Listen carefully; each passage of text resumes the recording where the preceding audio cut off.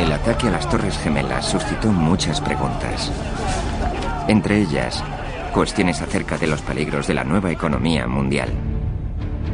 ¿Es el terrorismo la otra cara de la moneda de la globalización?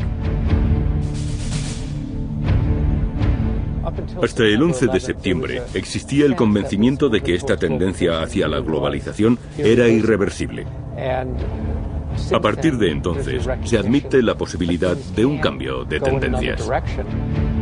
¿Es capaz nuestro mundo tan sumamente interconectado de proporcionar prosperidad a todo el mundo?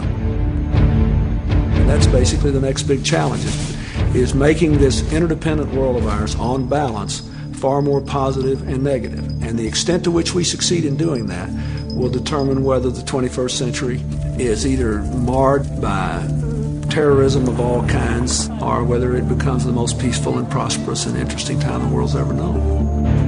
Esta es la historia del nacimiento de la nueva economía mundial. La historia de una batalla ideológica, librada a lo largo de todo un siglo, por determinar quién debe controlar los puestos de mando de la economía, los gobiernos o los mercados libres.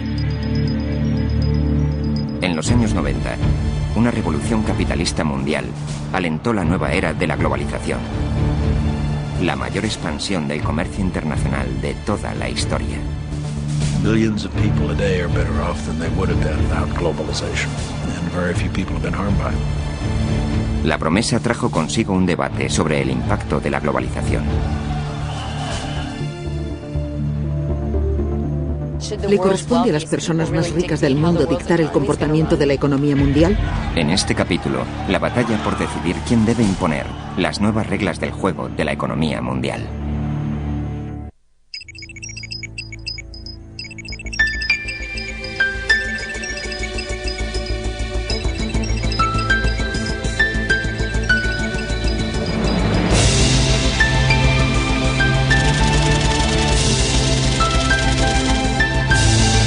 La batalla por la economía mundial.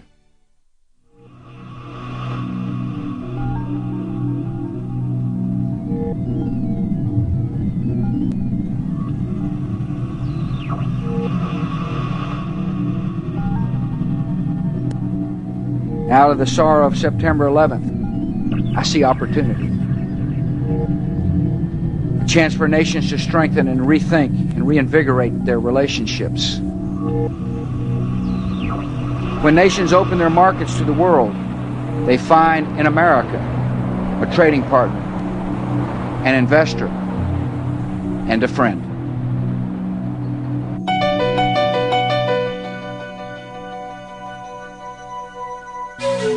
Estamos viviendo una revolución. La década de los 90 fue testigo de la creación de un nuevo modelo de economía global. Un solo mercado, en el cual todos tienen participación, pero sobre el que nadie ejerce el control.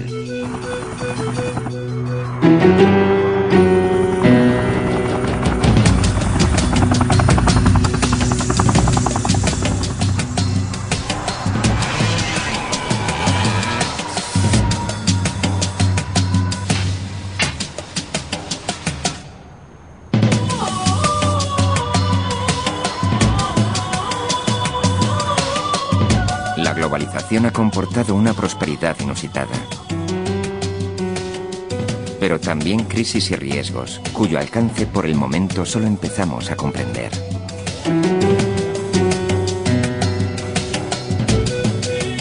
Asimismo, ha generado un debate internacional en torno a la riqueza y la pobreza sobre las reglas del juego de esta nueva era de la globalización.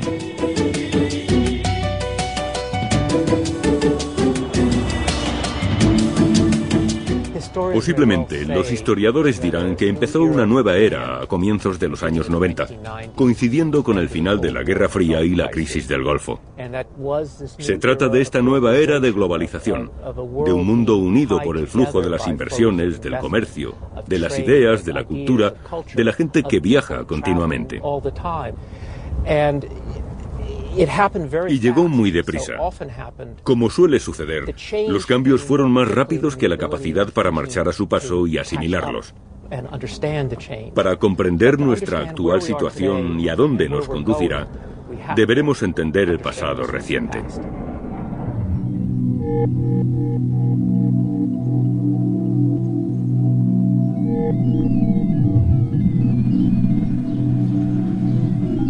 La fe en los mercados libres y abiertos ha conformado la era de la globalización más profundamente que cualquier otra teoría económica. El mercantilismo ha constituido un principio fundamental del capitalismo durante más de 200 años. No obstante, en los años 90, el mercado global originó una situación que ni los gobiernos ni los políticos podían soslayar. Nuestra historia comienza en 1992. La economía mundial evolucionaba rápidamente. Sin embargo, Estados Unidos parecía ir a la deriva. Una recesión había abocado al paro a 10 millones de trabajadores. Las industrias combatían la intensa competencia extranjera. Europa se había unificado comercialmente. Japón era aparentemente invencible. Las empresas japonesas compraban auténticos símbolos para los estadounidenses, como el Rockefeller Center y los estudios de la Universal.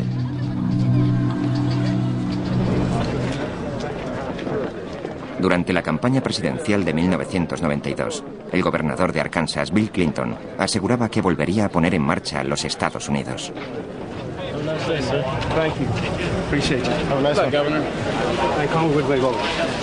Obtuvo el crucial apoyo de los sindicatos norteamericanos a cambio de la promesa de protegerlos de la competencia internacional. Again, look at what our competitors do. Meet the competition.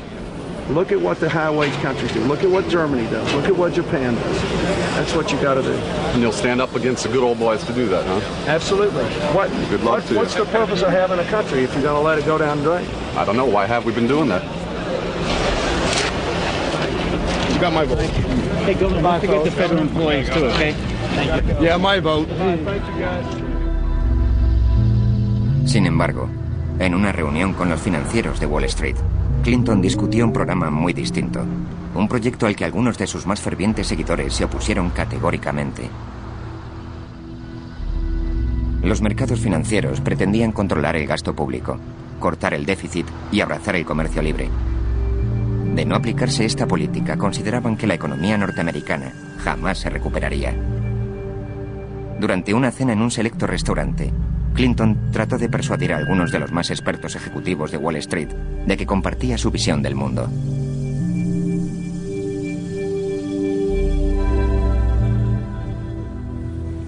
En aquella cena en la que participamos una docena de invitados, expuse mi opinión de que el factor clave para la economía de nuestro país era la restauración de la disciplina fiscal, tras un largo periodo en que esta disciplina se había erosionado.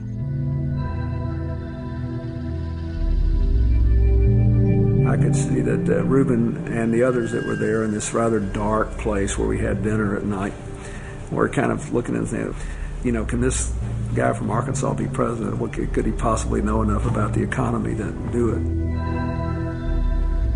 De aquella reunión saqué la impresión de que a Clinton le preocupaba el asunto, al menos a mi modo de ver, más importante. En cuanto al comercio, era evidente que creía en la liberalización, lo que obviamente fue causa de escisión entre los demócratas. Lo fue entonces y aún lo es hoy. El comercio se convirtió en tema de debate durante la campaña presidencial de 1992. El presidente republicano George Bush había negociado un tratado que permitiría el libre acceso de la circulación comercial y la inversión entre los Estados Unidos, Canadá y México.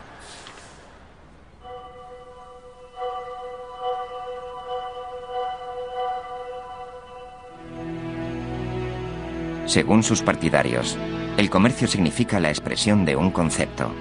Los mercados libres generan riqueza, aúnan a las naciones y contribuyen a la construcción de un mundo más próspero y más seguro. El NAFTA llevó aquella idea al ámbito político.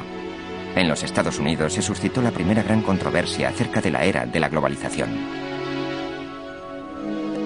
You implement that NAFTA, the Mexican Trade Agreement, where they pay people $1 an hour, have no health care, no retirement, no pollution controls, et cetera, et cetera, et cetera. And you're going to hear a giant sucking sound of jobs being pulled out of this country. Ross says, with great conviction, he opposes the North American Free Trade Agreement. I am for the North American Free Trade Agreement. My problem with Governor Clinton, once again, is at one time he's going to make up his mind, he sees some merit in it, but then he sees a lot of things wrong with it. And then the other day he says he's for it, however, then we've got to pass other legislation. When you're President of the United States, you cannot have this pattern of saying, well, I'm for it, but I'm on the other side of it. I am the one who's in the middle on this. Mr. Perot says it's a bad deal. Mr. Bush says it's a hunky-dory deal.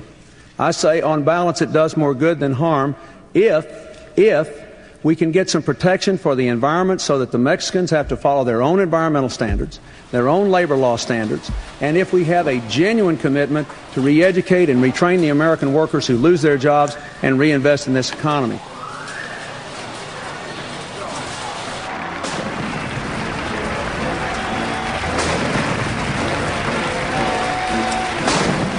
Una vez en la Casa Blanca, la política económica de Bill Clinton se encaminó directamente a la restauración de la confianza de los mercados financieros. El primer periodo de su presidencia estuvo consagrado a la batalla por la reducción del déficit. En cuanto al comercio, el presidente cambió su postura y anunció que apoyaría sin reservas el NAFTA en todos sus términos. El presidente Clinton pronunció un discurso en la sala este de la Casa Blanca. En él expuso el modo en que deseaba tratar el asunto del NAFTA con el pueblo estadounidense. Fue una alocución muy significativa. Habló del NAFTA desde una perspectiva mucho más amplia. Abordó el tema del NAFTA inserto en el contexto de los rápidos cambios que tenían lugar en la economía global. Cambios estos derivados no solo del comercio, sino también del desarrollo tecnológico y de la expansión de la economía de mercado. Is a debate about whether we will embrace these changes and create the jobs of tomorrow, or try to resist these changes, hoping we can preserve the economic structures of yesterday. Nothing we do in this great capital can change the fact that people can move money around in the blink of an eye. I tell you, my fellow Americans, that if we learn anything from the collapse of the Berlin Wall and the fall of the governments in Eastern Europe, even a totally controlled society cannot resist the winds of change that economics and technology and information flow have imposed in this world of ours. Para algunos de sus seguidores, el cambio de opinión de Clinton sobre el NAFTA no era ni más ni menos que una claudicación. El movimiento sindicalista de los Estados Unidos se opuso al NAFTA tal y como se planteaba, puesto que lo consideraba un acuerdo sobre el comercio y las inversiones en el que predominaban las corporaciones, un pacto al servicio de los intereses de las multinacionales a fin de incrementar su flexibilidad, su movilidad y su influencia. Además, el NAFTA no protegía los derechos de los trabajadores a sindicarse y alcanzar convenios colectivos con el fin de hacerse oír en la escena política, de modo que los obreros pudiesen constituir una fuerza compensatoria al poder de las multinacionales. Creo que en el asunto del NAFTA, Clinton vendió a los trabajadores que lo apoyaron y mucha gente no lo ha perdonado por ello. Our adversaries tried to make it look like the whole American establishment's on one side and the little guys are on the other. And they could, stir that fear factor. And it was a tough sell. It was a tough sell. Para mí fue uno de los gestos más valientes de su presidencia. Colaboramos mucho con él.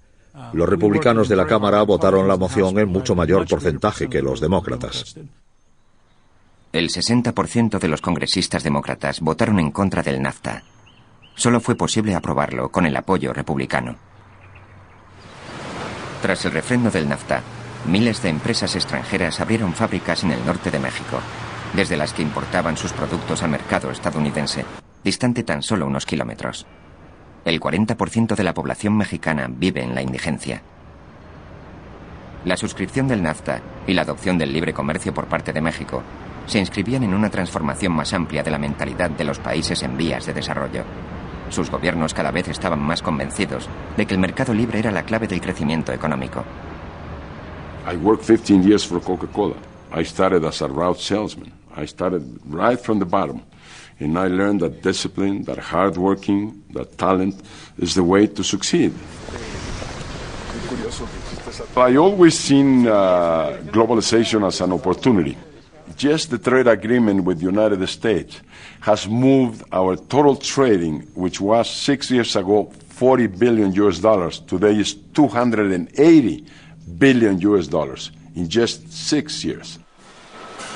Nobody loses, everybody can win. Es obvio que el comercio ha crecido, que la inversión se ha incrementado, y si el único patrón que usamos para determinar si el NAFTA ha resultado un éxito o no es el volumen comercial, entonces el NAFTA ha sido un gran triunfo. Sin embargo, el trabajador común, el ciudadano corriente, no sabe de volúmenes comerciales. Las compañías se han comportado de un modo más agresivo con el traslado de la producción a México, se han bajado los salarios y se han opuesto a los sindicatos. En muchos aspectos en Norteamérica, el NAFTA ha inclinado la balanza del poder negociador en favor de las multinacionales. Según el gobierno de los Estados Unidos, desde la entrada en vigor del NAFTA, unos 400.000 puestos de trabajo se han visto adversamente afectados en Estados Unidos por el comercio con Canadá y México. Las exportaciones a estos países han creado 900.000 nuevos empleos. Y a lo largo de la década de los 90, el comercio internacional casi se dobló.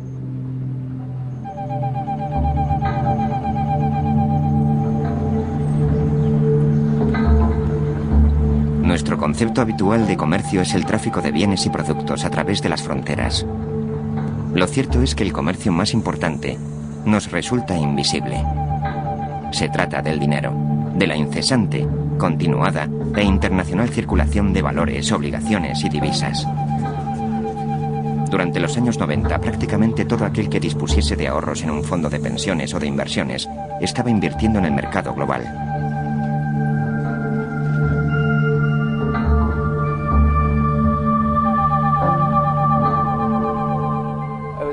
Asistí a una de esas cenas que llaman de pensadores en la Casa Blanca antes de un debate sobre el Estado de la Unión. Se suscitó una gran discusión entre los comensales acerca de los mercados, que son los de ahí fuera. Otra gente. Al final levanté la mano y repliqué: con el debido respeto, el mercado no son solo ellos, también somos nosotros. La suma de nuestros ahorros para la jubilación, nuestros planes de pensiones, de eso se compone el mercado.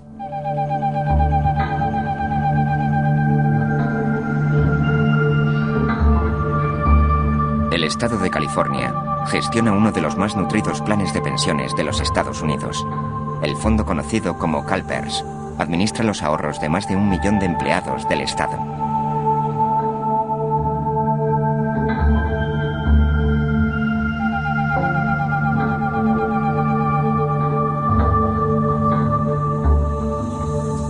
Durante varias décadas, CalPERS había invertido solamente en los Estados Unidos. No obstante, en la era de la globalización, eso cambió.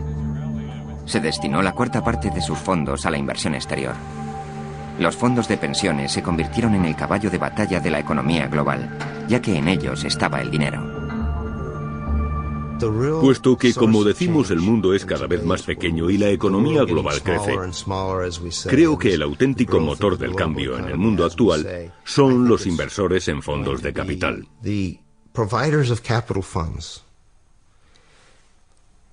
Y estos, nos guste o no, se componen cada vez más de los grandes fondos de pensiones.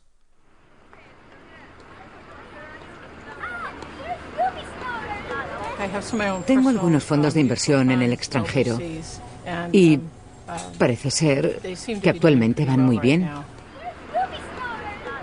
Creo que CalPERS tiene la responsabilidad fiduciaria de buscar los mercados más rentables para invertir y así cumplir con su obligación de proporcionar beneficios a sus accionistas. No podemos invertirlo todo en los Estados Unidos. Aunque inviertas en los Estados Unidos, el dinero no se queda aquí, puesto que muchas compañías son internacionales. Todo está globalizado, interconectado. Al finalizar la Guerra Fría, muchos países abrieron sus mercados a la inversión extranjera por vez primera. Organismos de gestión de fondos como CalPERS descubrieron nuevas posibilidades. Contrataron gerentes de cartera para dar una batida en los países tercermundistas, ahora rebautizados como mercados emergentes. Okay, very good. Yeah. Let me talk to Dennis, huh? Yeah, but they got an election coming up.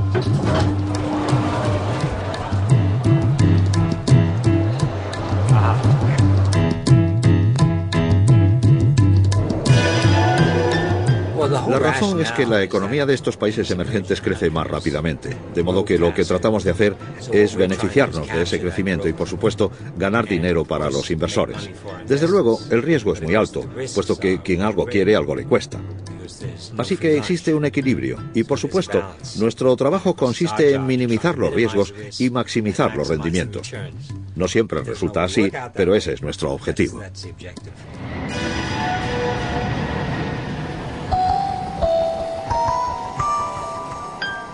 A medida que la inversión se desplegaba por el mundo, la administración Clinton ampliaba el programa comercial adoptado con la firma del NAFTA. Estados Unidos animó a los países en vías de desarrollo a continuar abriendo sus economías al mercado global.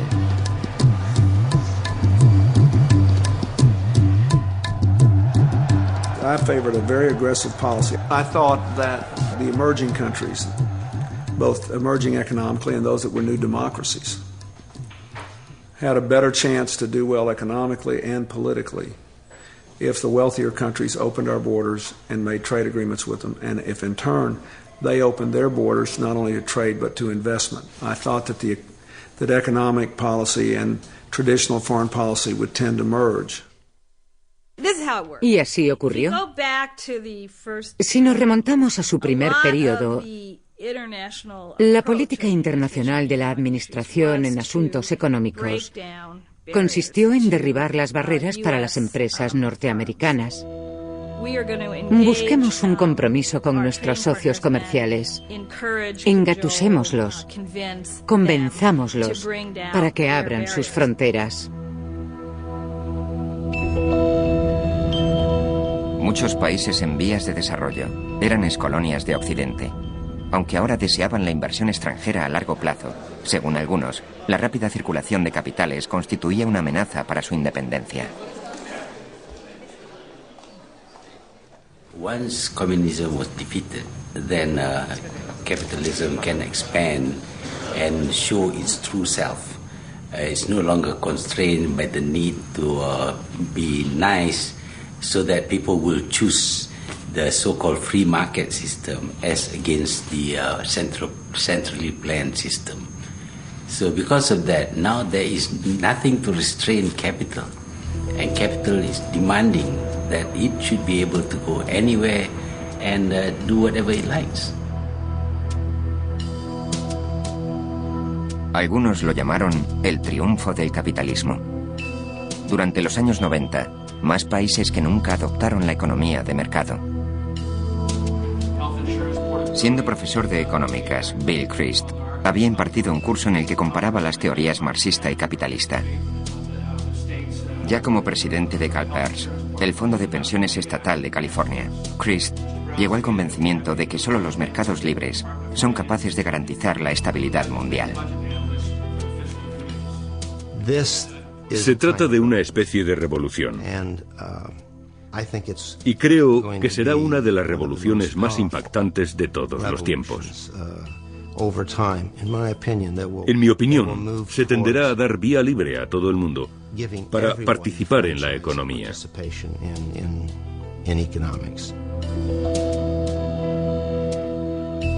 Si no tendemos la mano a estos mercados emergentes, si no los evangelizamos, por así decir, ni los alentamos en su reforma, ni invertimos parte de nuestros fondos de capital en ellos, aprovechando estas oportunidades, si no hacemos esto, me temo que se cumplirán las predicciones que hace tiempo formularan Karl Marx, el señor Engels y otros, y se producirá un enfrentamiento entre ricos y pobres, lo que puede dar al traste con todo el sistema.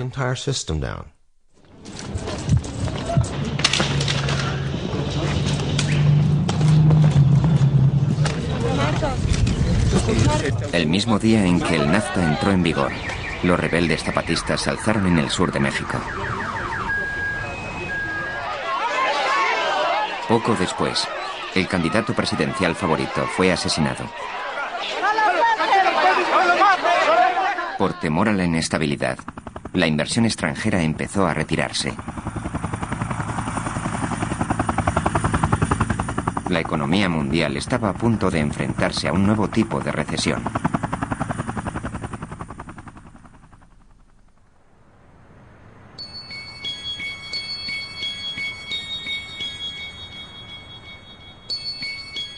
Fue durante las vacaciones de Navidad. Estaba pescando en las Islas Vírgenes Británicas cuando me llamó Larry Summers. Me dijo, hay problemas en México y quería que lo supieras. Y yo pensé, por un lado es un detalle que Larry me llame, pero por otro lado estoy de vacaciones y ya se sabe. Hoy es México, mañana otro país. Y no sé por qué esto no puede esperar hasta mi regreso.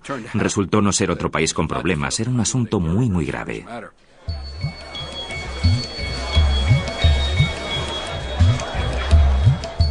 Estaba en un restaurante y me dijeron que me llamaba el ministro de Hacienda. Me puse al teléfono y me dijo, Greenspan y yo tenemos un problema y creemos que si no actuamos contundentemente, el peso mexicano implosionará. Y si eso sucede, el gobierno mexicano se tornará inestable. Y pensamos que podrían llegar a los Estados Unidos entre 5 y 9 millones de inmigrantes en busca de trabajo. Lo comprendió enseguida y recuerdo que me dijo, esta es la primera crisis financiera del siglo XXI. Le dije, esta es la primera vez que se produce una auténtica crisis financiera a escala mundial, lo que acabará convirtiéndose en algo muy normal. De modo que instintivamente le dije, te apoyaré.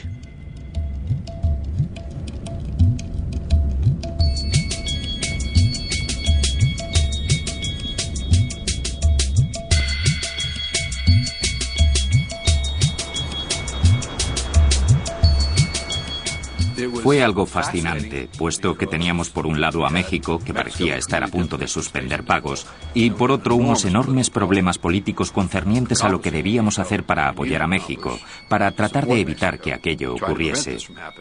Y todos sabíamos que pese a creer que el programa que recomendábamos era el idóneo, aún así se corría el riesgo de fracasar.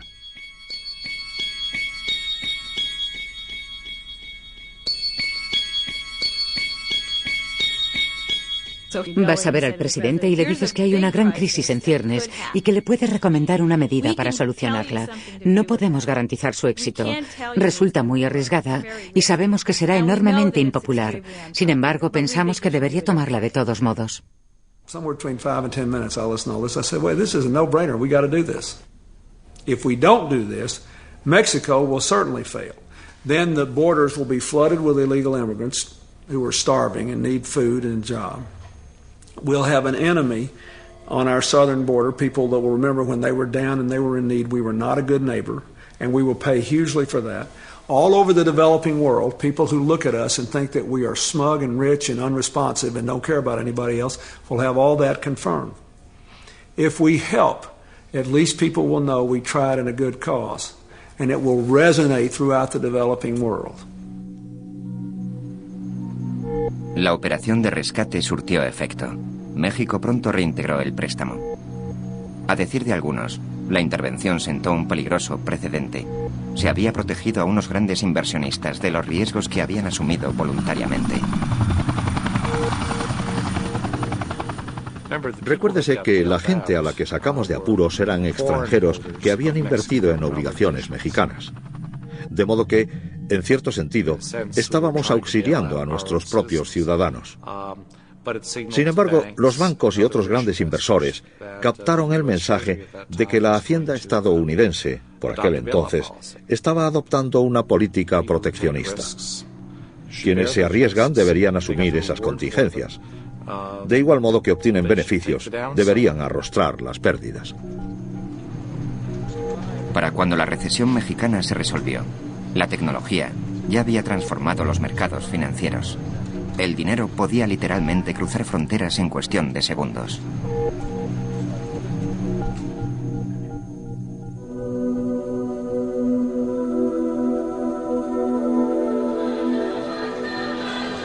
Durante la década de los 90, la tecnología también trascendió las fronteras nacionales, difundiendo el comercio y las ideas. Resulta difícil de creer que a comienzos de los 90 el correo electrónico fuese algo prácticamente desconocido, que casi nadie dispusiera de él. Y sin embargo, una década más tarde se encuentre por todas partes y forme parte de la vida cotidiana de la gente.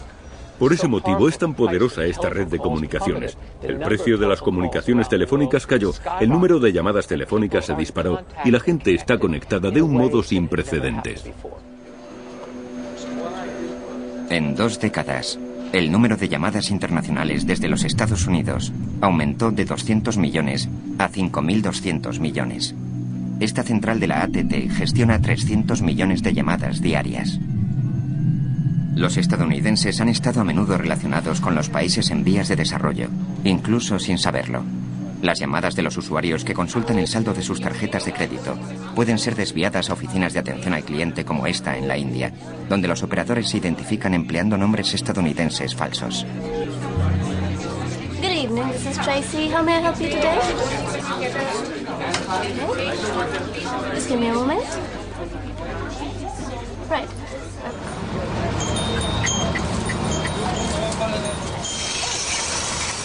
En las remotas aldeas de la India, los granjeros llevan sus cosechas al mercado, tal y como han hecho durante generaciones. Pero una conexión a Internet les asegura que cobren por sus productos el precio internacional, una tarifa fijada en la Bolsa Mercantil de Chicago, a casi 13.000 kilómetros de distancia.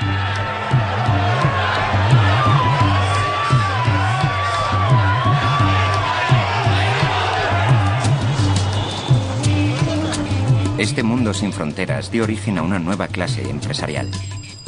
Ahora los industriales pueden actuar como multinacionales y considerar el mundo un mercado único. Narayana Murthy comprendió esta revolución antes que la mayoría. Todos creíamos en la planificación central, creíamos en el socialismo, porque pertenecíamos a otra generación. Pero después me di cuenta de que si quieres erradicar la pobreza, no debes hacerlo redistribuyendo la riqueza preexistente, sino creando más riqueza. Con solo $250, Murthy contribuyó a fundar una compañía de software informático. Su sede central de Bangalore se convirtió en la segunda mayor empresa de software del mundo, tan solo por detrás de Microsoft. El 30% de los ingenieros de software proceden de la India. Mi concepto de la globalización es el siguiente: producir donde resulte más barato, vender donde sea más rentable, obtener el capital de donde éste se encuentre sin preocuparse por las fronteras.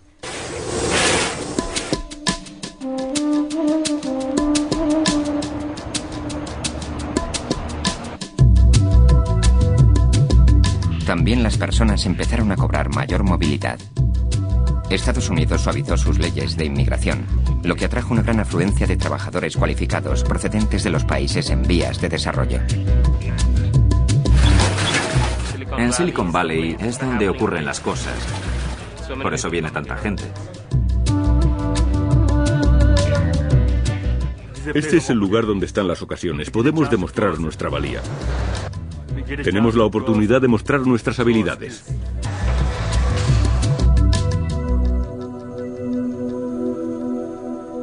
En muchos sentidos, Silicon Valley es el centro espiritual de la nueva aldea global. La fuente no solo de su tecnología, sino de sus valores empresariales. La familia Draper lleva invirtiendo en empresas desde los años 50, cuando aportaron capital de riesgo a Silicon Valley.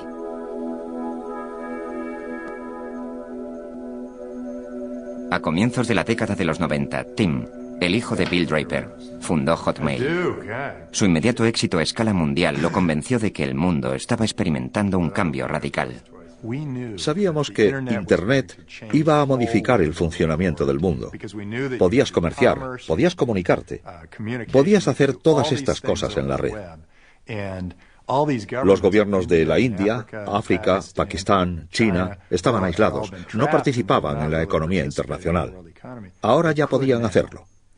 Sí, puesto que ya podían comunicarse con el resto del mundo a través de Internet. Era una gran ocasión. Nos dimos cuenta y nos embarcamos en ello. Creo que las empresas pueden surgir en cualquier sitio. Lo único que hace falta es alguien con una idea para hacer algo mejor. Casi la cuarta parte de la población mundial estaba accediendo al mercado internacional por vez primera.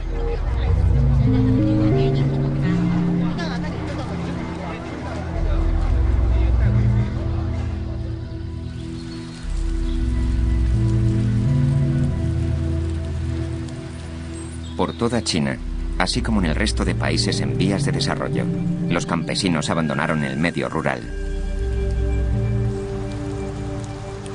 Emigraron a las ciudades industriales en busca de empleo en las nuevas fábricas abiertas al servicio del mercado mundial.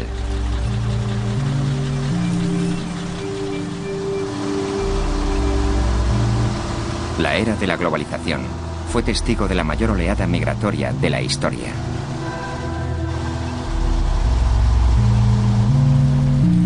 Se prevé que el 80% del futuro crecimiento económico mundial se dará en las ciudades y no en el campo. Yo era maestro rural. Por entonces solo ganaba 100 renminbis al mes. Mis padres son granjeros y vivíamos muy pobremente. Sin embargo, ahora cobro 3.000 renminbis mensuales. Mi vida ha cambiado completamente. Mi hijo asiste a una escuela de aquí, cercana a la fábrica. Así que ahora vivimos muchísimo mejor.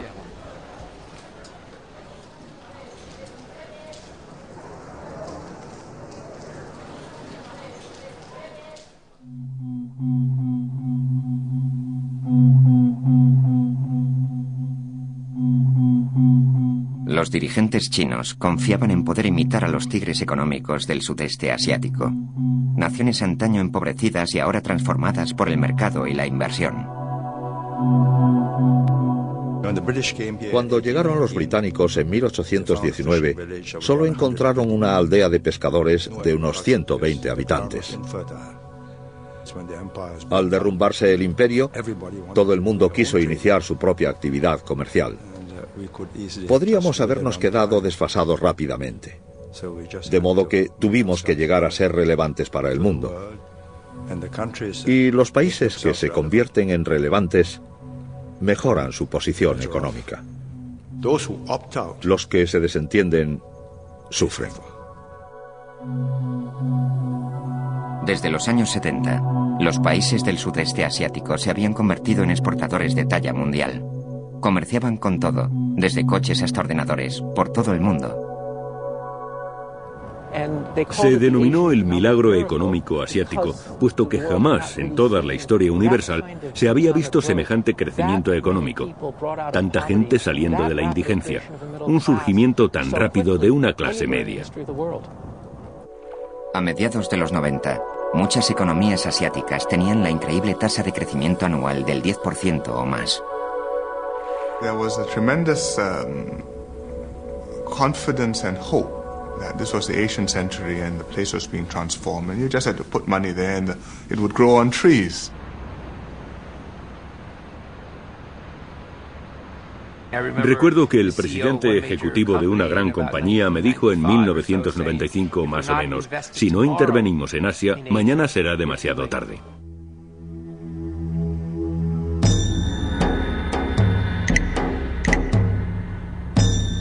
Sin embargo, había una gran excepción. Japón, la segunda mayor economía del mundo, había caído en una profunda e inesperada recesión que había debilitado la confianza del pueblo japonés. Japón era lo que se conoce como una economía burbuja. Y en aquella época, a los japoneses no les preocupaba excesivamente el endeudamiento. Tras el colapso de la economía burbuja, la gente recobró la noción de la realidad y despertó de sus sueños.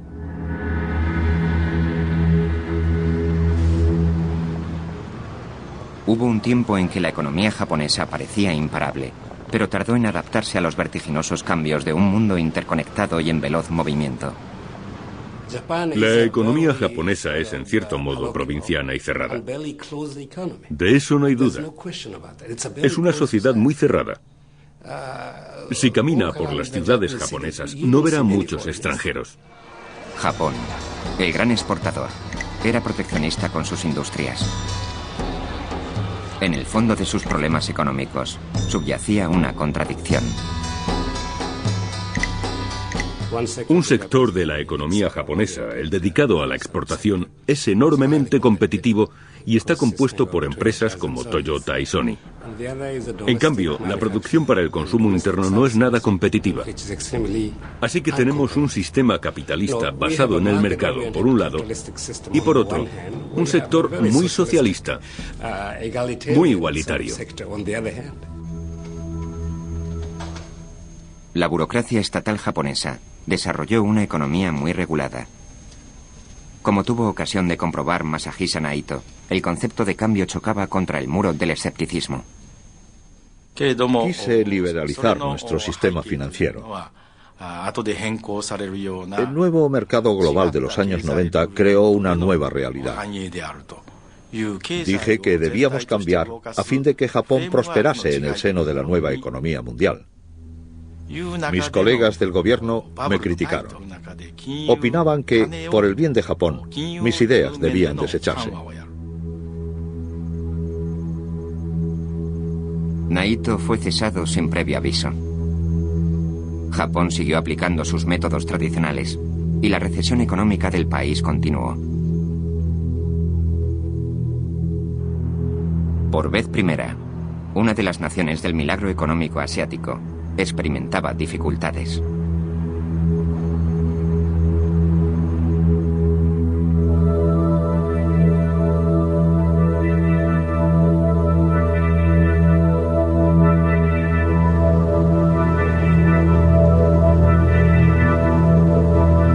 A comienzos de 1997, la economía en auge del sudeste asiático se estaba sobrecalentando.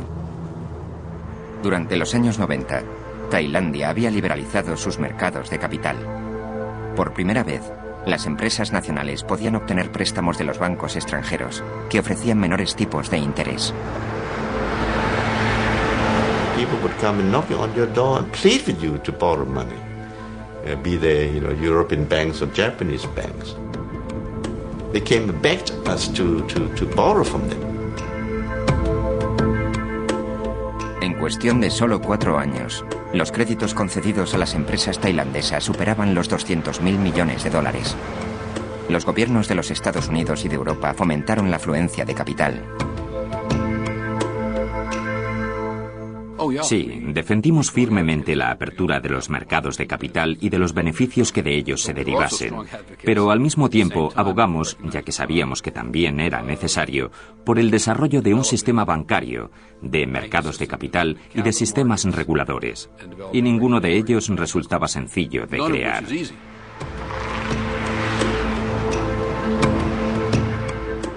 Existía un defecto subyacente en el sistema al que la gente no concedía demasiada importancia: la debilidad institucional, lo que significaba que los sistemas bancarios no estaban debidamente desarrollados y los mecanismos de seguridad eran imperfectos. No habían evolucionado de modo acorde con el crecimiento económico y la integración en la economía mundial de estas naciones.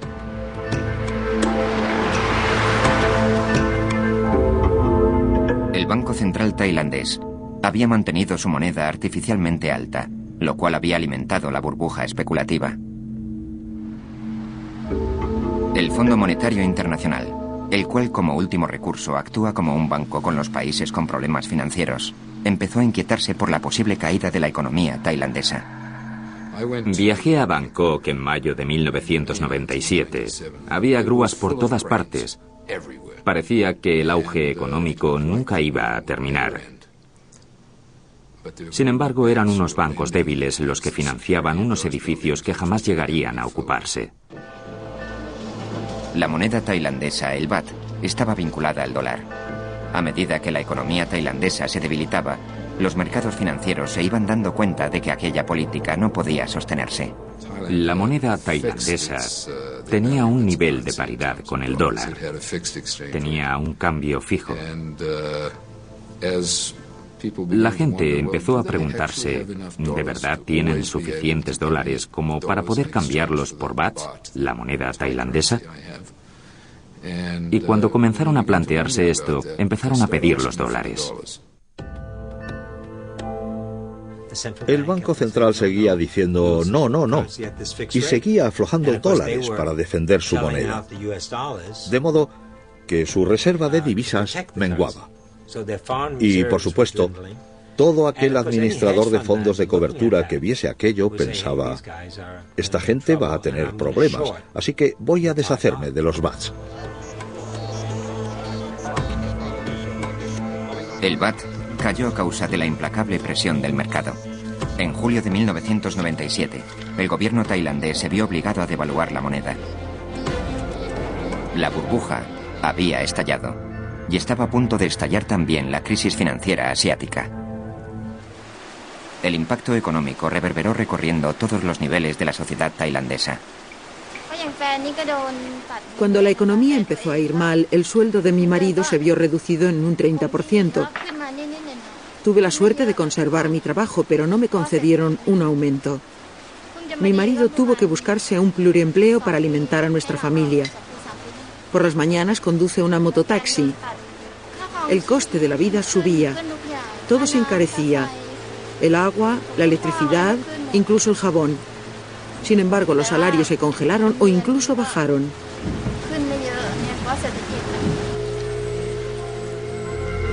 Con su economía prácticamente en caída libre, el Fondo Monetario Internacional concedió a Tailandia un crédito de emergencia. Puesto que esta medida no surtió efecto, el gobierno tailandés pidió a Washington aún más ayuda. Nadie había imaginado que una economía tan poco importante como la tailandesa pudiese ocasionar una crisis mundial. La economía tailandesa es insignificante. No tenía muchos contactos exteriores y tampoco está en tu zona de influencia. Así que, en cualquier caso, Estados Unidos decidió no intervenir en Tailandia, pensando que la crisis no se iba a extender, que era imposible. No fue solo la administración. Nadie se dio cuenta de que tenía efectos contagiosos. I think they misjudge the situation. And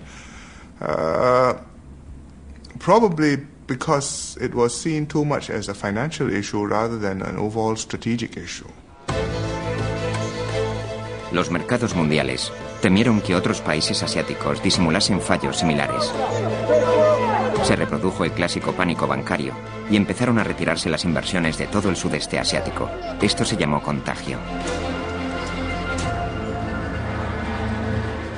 A medida que avanzaba, la crisis resultó ser tan virulenta que llegó a conocerse como contagio. Fue mucho más grave de lo que se esperaba. Y esto era un auténtico síntoma de la globalización, de la forma en que estas economías habían llegado a imbricarse y del concepto que tenían los inversores de estos mercados emergentes. Pensaron, hay un problema en Tailandia, entonces también debe haber problemas en estos países. De modo que cada fase de la crisis iba creando una onda expansiva que conducía a la siguiente.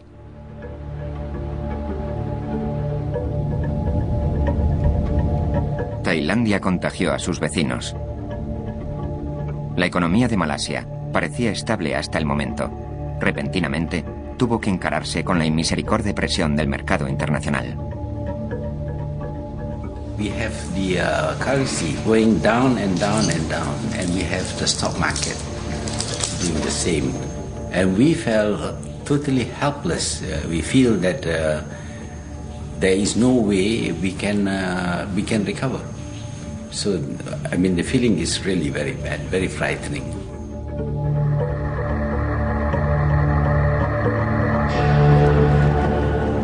A continuación se contagió Indonesia, el país más populoso del sudeste asiático. El gobierno cayó y sus ciudades se hundieron en el caos. Los administradores de fondos de inversión desconocían las diferencias entre Malasia, Tailandia y Singapur. Solo pensaban, quiero salir de aquí. Los precios de las propiedades cayeron, las empresas quebraron. Y en el caso de Indonesia, el entramado social quedó destruido.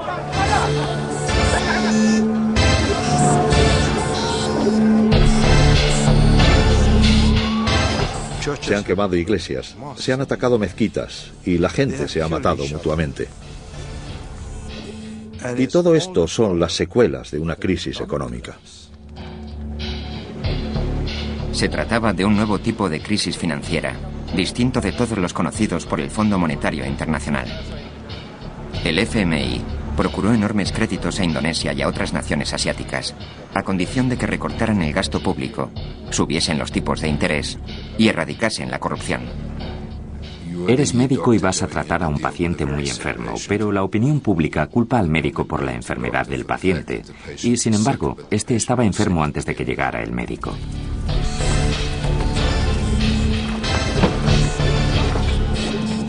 Lo que ocurre es que estos asuntos levantan ampollas en la sociedad y además hay muchos intereses creados.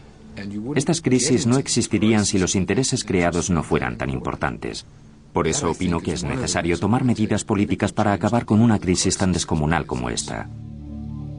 Según algunos líderes muy afianzados en la región, las condiciones del FMI desprendían olor neocolonialista.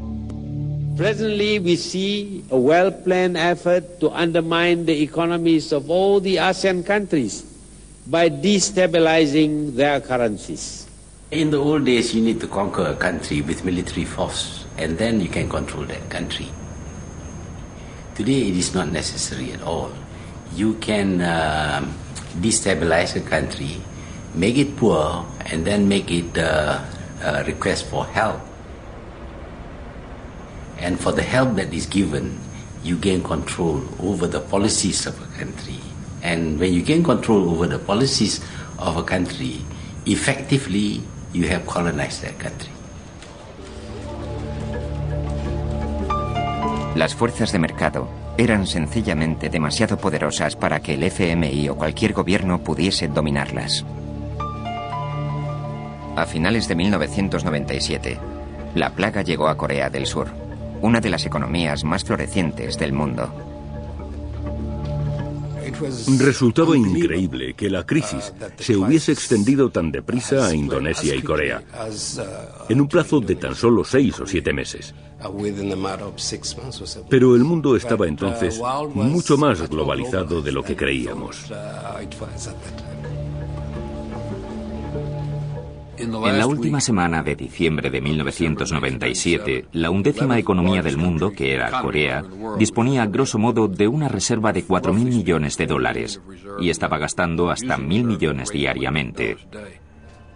No hace falta saber muchas matemáticas para darse cuenta de que aquella situación era inviable a largo plazo.